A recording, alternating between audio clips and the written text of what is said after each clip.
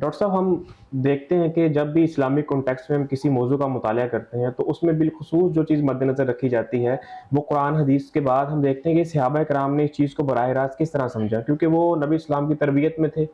تو تعویذ کے متعلق صحابہ کرام کا کیا رویہ تھا، اس متعلق بھی ہماری رہنمائی کریے۔ جی، ظاہر ہے کہ صحابہ کرام وہ بہترین قوم تھی جس کی رسول اللہ صلی اللہ علیہ وسلم نے اپنی نگرانی میں تربیت فرمائی۔ اللہ تعالیٰ کی جو جتنی بھی تعلیمات تھیں قرآن کی شکل میں،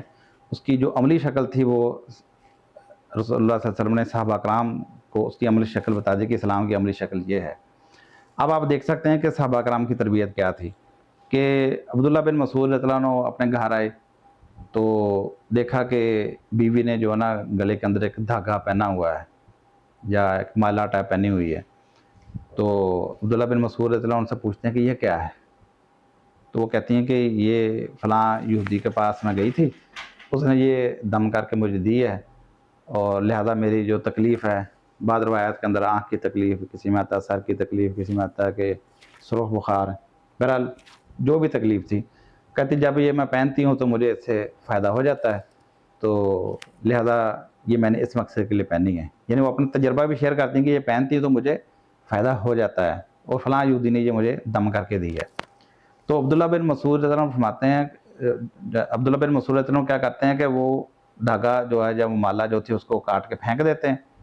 اور پھینکنے کے بعد کہتے ہیں کہ دیکھو میں نے تو رسول اللہ صلی اللہ علیہ وسلم سے یہ سنا تھا، ان الرقیہ والتمائم والتولۃ شرک، کہ دم، تویز اور طویلے جو ہیں یہ شرک ہیں، لہذا آل عبداللہ جو ہے یہ شرک سے پاک ہے۔ تو یہ آپ صحابہ کرام کا عمل دیکھ سکتے ہیں کہ انہوں نے اس کو بالکل شرک سمجھا۔ یہ نہیں کہا کہ جی اس میں تو دم ہی کیا ہے، ہو سکتا ہے وہ تورات میں سے دم کیا ہو یا کوئی اور جائز دم کیا ہو، لیکن وہ دم کیا کس چیز کے اوپر تھا؟ دھاگے کے اوپر، منکے کے اوپر، ایک مادی چیز ہے، اس کو پروف کے طور پر گلے میں ڈال دیا جی اس کے اوپر دم کیا ہوا ہے۔ تو لہذا وہ دم کیا ہوا دھاگا جو ہے اس کو بھی عبداللہ بن مسعود رضی اللہ عنہ نے شرک کے زمرے میں رکھ کے اس کو کاٹ پھینکا ہے اور اس کو فرمایا کہ یہ شرک ہے۔ اچھا، اب آپ دیکھیں کہ ابراہیم نخعی، ان کے بارے میں ان سے ایک روایت آتی ہے، وہ کہتا ہے کہ عبداللہ بن مسعود رضی اللہ عنہ جو ہے وہ قرآنی جو تعویذ تھا اس سے بھی نفرت کرتے تھے۔ اسی طرح انہی سے ہی ایک روایت آتی ہے، وہ پورے صحابہ کرام کے بارے میں بیان فرماتے ہیں، وہ کہتے ہیں کانوا یکرہون التمائم کلھا من القرآن وغیر القرآن، کہ صحابہ کرام جو تھے وہ ہر طرح کا جو تمیمہ تھا اس سے وہ نفرت کرتے تھے، کراہت کرتے تھے، چاہے وہ قرآن میں سے ہو یا غیر قرآن میں سے ہو۔ تو لہذا صحابہ کرام کی تو نفرت یہ تھی کہ وہ کوئی بھی ایسی چیز جو مادی شکل میں پہنی ہوئی ہے اس مقصد کے لیے کہ جی چاہے وہ قرآن کی شکل میں کیوں نہ ہو، ظاہر ہے صحابہ کرام تو یہ کام نہیں کرتے تھے۔ وہ جو باہر سے نو مسلم آتے تھے پچھلی قوموں سے، ان کو وہ اپنی پرانی طریقے سے آ کے ادھر اپلائی کرنے کی کوشش کرتے تھے کہ چلو ہم قرآنی تعویذ بنا لیتے ہیں، تو صحابہ کرام ان سب سے نفرت کرتے تھے۔ تو اس طرح عمران بن حسین رضی اللہ عنہ جو ہیں وہ دیکھتے ہیں کہ ایک شخص جو ہے اس نے ایک کڑا پہنا ہوا ہے پیتل کا، تو وہ کہتے ہیں یہ کو پہنا ہوا ہے؟ کہتے ہیں جی یہ کمزوری کے لیے پہنا ہوا ہے۔ تو وہ اس کو اتار کے اس کو کہتے ہیں اس کو اتار کے پھینک دو، یہ تمہاری کمزوری کو مزید بڑھائے گا، ٹھیک ہے نا؟ یعنی یہ صحابہ کرام کی تربیت تھی اور رسول اللہ صلی اللہ علیہ وسلم کی تربیت تھی، اور صحابہ کرام نے اس تربیت کے ذریعے اثر ان چیزوں سے اتنی نفرت کی ہے کہ چاہے وہ کڑا چھلا ہو، منکے ہو، مالا ہو، وہ قرآنی تعویذ ہو، غیر قرآنی تعویذ ہو، تو وہ ان کی نفرت ایک جیسی تھی ان سے۔ اور کسی ایک صحابی سے بھی ایسا نہیں ملتا کہ انہوں نے چلو کہا جی یہ قرآنی دعا جو ہے یہ لکھ کے گلے میں پہن لیتے ہیں، یا چلو پہلے شرکیہ تعویذ تھا اب ہم قرآنی تعویذ جہاں یا اسلامی تعویذ بنا لیتے ہیں، انہوں نے یہ اس کا کوئی الٹرنیٹو جو ہے وہ امت کو نہیں دیا، نہ خود اپنے لیے استعمال کیا۔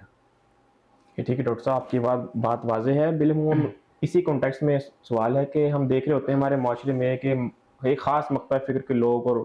اس تعویذ کو جائز ماننے والے بہت سی روایات لا رہے ہوتے ہیں جو صحابہ کی طرف منسوب کی جاتی ہیں، تاریخی روایات ہیں۔ تو اس زمرے میں یہ بھی بات واضح کیجیے کہ کیا کسی صحابی سے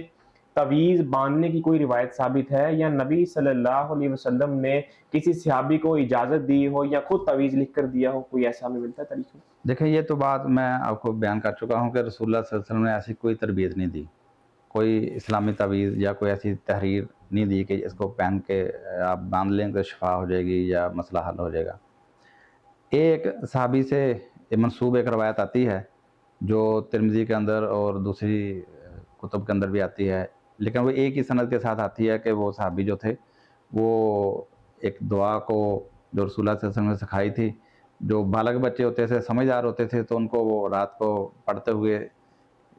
پڑھا دیتے تھے، یاد کرا دیتے تھے، اور جو بچے ابھی چھوٹے ہوتے تھے لکھ کے ان کے گلے کے اندر ڈال دیتے تھے۔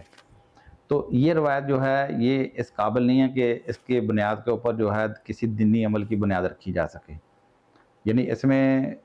مجرور راوی پائے جاتے ہیں، محمد بن اسحاق میں یسار ہے جو مدلس راوی ہیں، اور پھر اس کے علاوہ اس کے اوپر امام مالک جو ہیں وہ بڑی سخت جرح کرتے ہیں کہ یہ دجالوں میں سے ایک دجال تھا، یعنی ایک واحد سند کے علاوہ اور اس کی کوئی سند جو ہے وہ ہمیں نہیں ملتی، اور جو سند ہے وہ اس قابل نہیں ہے کہ اس کی بنیاد کے اوپر ایک بندہ جو اپنے ایمان کو جو خطرے میں ڈال دے، چونکہ محدثین نے اس کے اوپر جرح کر دی ہے، اور اکثریت محدثین کی جو ہے اس روایت کو ضعیف اور ناقابل اعتبار مانتی ہے کہ اس کے اوپر عمل نہیں کیا جا سکتا۔ اور جنہوں نے کمزور سے کمزور جرح بھی کیا، انہوں نے کہا کہ یہ جو جملہ ہے کہ وہ اپنے بچوں کے گلے میں ڈال دیتے تھے، یہ راوی کا اپنی طرف سے اضافہ ہے، اس کو کہتے ہیں مدرج روایت ہے کہ اس نے اپنی طرف سے ایک چیز درج کر دی اس کے اندر، تو لہذا یہ ایک منفرد پورے ذخیرہ احادیث کے اندر ایک واحد اس روایت کے علاوہ اور کوئی آپ کو کسی صحیح سند کے ساتھ کوئی روایت نہیں ملتی جس میں یہ پتہ چلے کہ کوئی صحابی بھی یہ کام کرتا تھا، اور یہ جو ملتی ہے یہ اس قابل نہیں ہے کہ اس کے اوپر آپ عمل کی بنیاد رکھ سکیں، کیونکہ پھر دوسری نمبر پہ یہ ہے جس طرح ہمیں یہ پتہ چلا کہ صحابہ کرام تو قرآنی یا غیر قرآنی ہر طرح کے تویز سے نفرت کرتے تھے، تو یہ کیسا ہو سکتا ہے کہ جو چیز رسول اللہ صلی اللہ علیہ وسلم کی تعلیم ہی نہ ہو ایک صحابی اس کے خلاف اٹھ کے وہ کام کرنا شروع کر دے، تو اس لیے ایسی روایتوں کے اوپر جو ہے ایمان، عقیدے یا عمل کی بنیاد نہیں رکھی جا سکتی۔ بہت شکریہ، آپ کی بات واضح ہے ڈاکٹر